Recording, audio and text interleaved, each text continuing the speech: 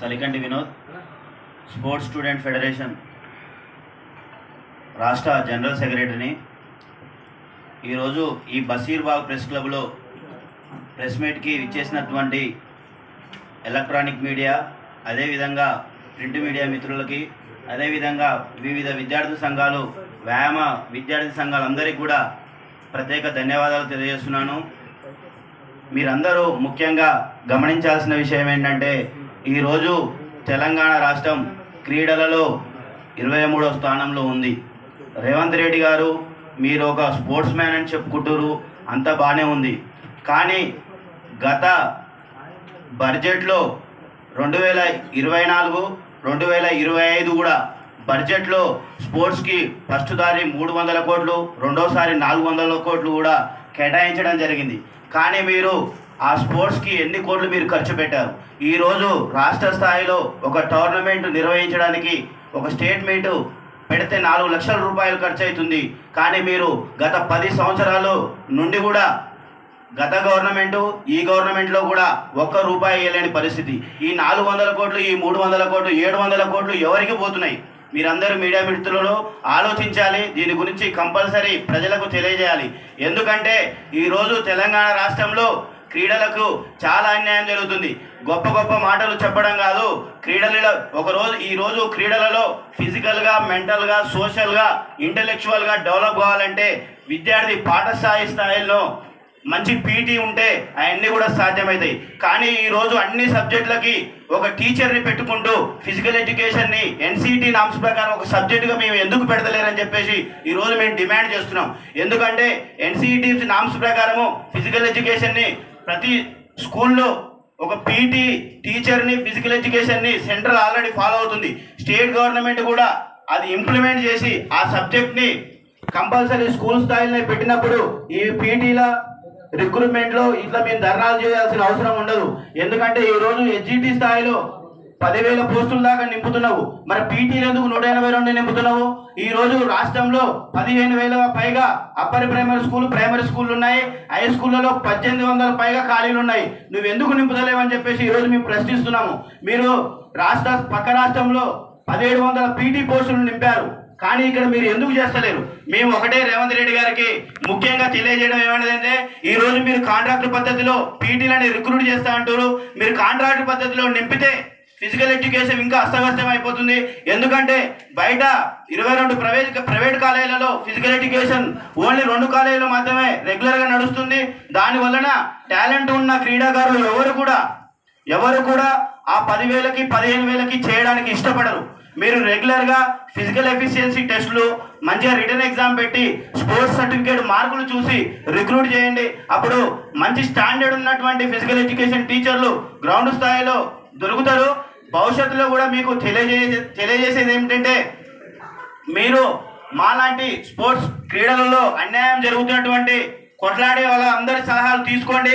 మాతో ఒకసారి మీటింగు నిర్వహించండి. క్రీడలలో ఏమేమి అన్యాయాలు జరుగుతున్నాయి, క్రీడా వ్యవస్థ ఎట్లా ఉంది, గత 10 సంవత్సరాల నుండి ఎట్లా ఉంది, ఇప్పుడు ఎట్లా ఉంది కూడా మేము తెలియజేస్తాము.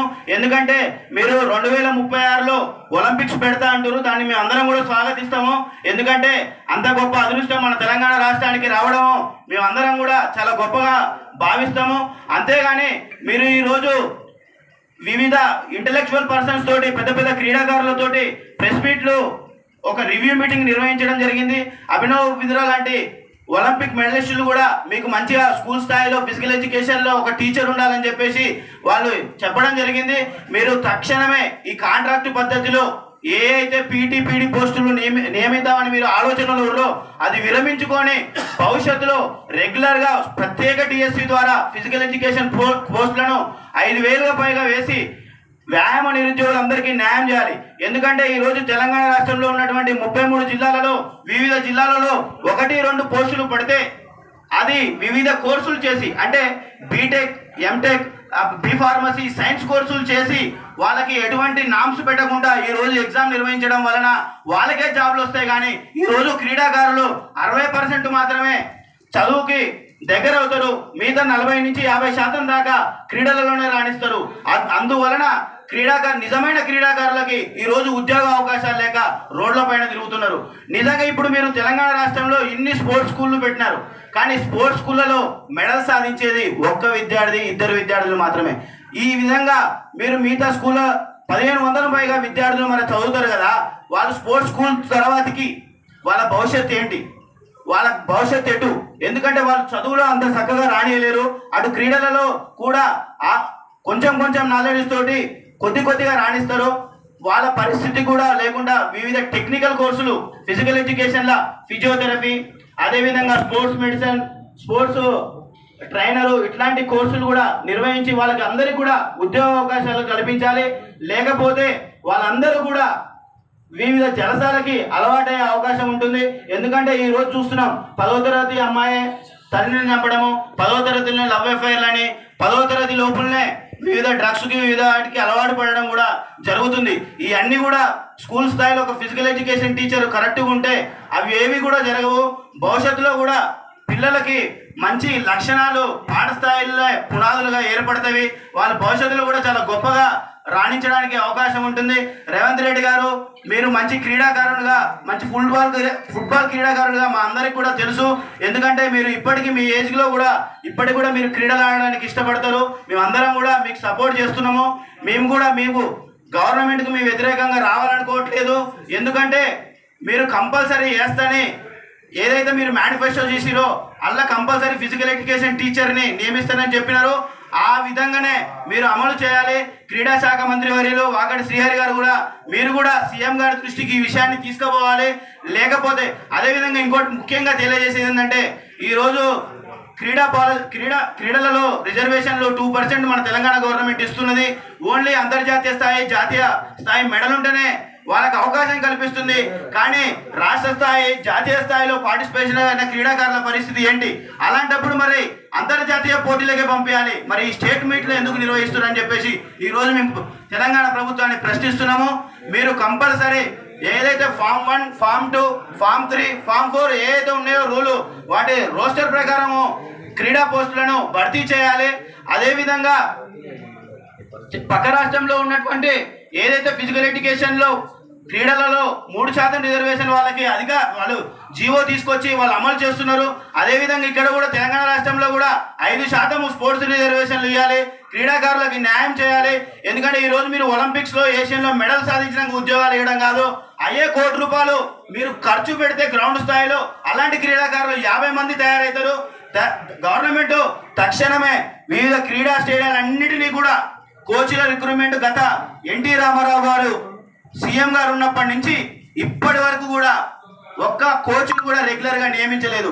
ఎందుకంటే ఈరోజు కోచ్లు పూర్తి స్థాయిలో శిక్షణ ఇవ్వాలంటే వాళ్ళకి ఆర్థిక భారం, కుటుంబ సమస్యలు ఉండొద్దు. ఎందుకంటే ఈరోజు డబ్బు లేకపోతే సమాజంలో ఏది కాదు.